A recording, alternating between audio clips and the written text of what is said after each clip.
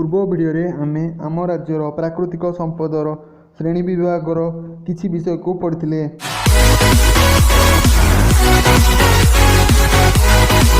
जोथिरे कि आमे मृत्तिका संपद, खनिज संपद, जल संपद, जंगल संपद, पशु संपद इत्यादि विषय रे जानि नै। राज्य रे पशु मानकर सुरक्षा पई विभिन्न प्रकारर अभयारण्य और किछि गवेषणा केन्द्र और संरक्षण केन्द्र मध्ये रही अछि। दिनकु दिन लोकमानक द्वारा पशु और पक्षी शिकार वृद्धि पाइबा द्वारा पशु पक्षी मानक संख्या धीरे धीरे कमिबार लागिछि।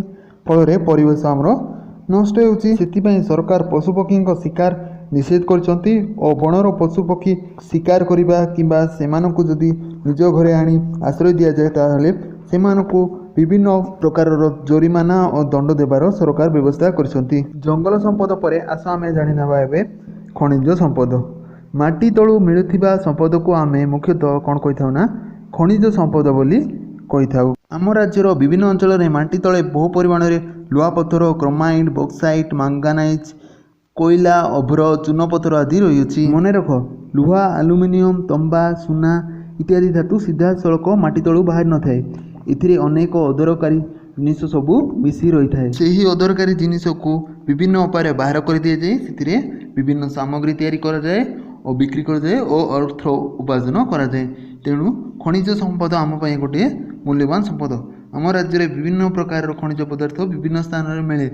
उपरे देख वीडियो रे एक सारणी दिया जाइछि। से सारणी रे विभिन्न केउ जिल्ला रे केउ खनिज पदार्थ मिलुछि तार एक सारणी प्रस्तुत करा जाइछि। सेगुडा को देख मन रखबाक चेष्टा करो।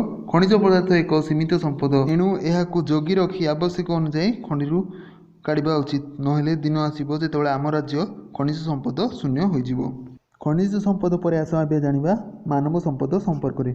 प्रकृति मिलुथिबा जिनिस गुड़िक यथा पानी, पवन, माटी, पशुपक्षी, वृक्षलता, खनिज संपद गुड़िक मनीष तार बुद्धि बल कौन करेना विभिन्न कार्य लगाई थाए।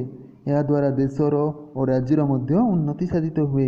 एणु मनीष होउछि देश बा राज्यर अति मूल्यवान संपद।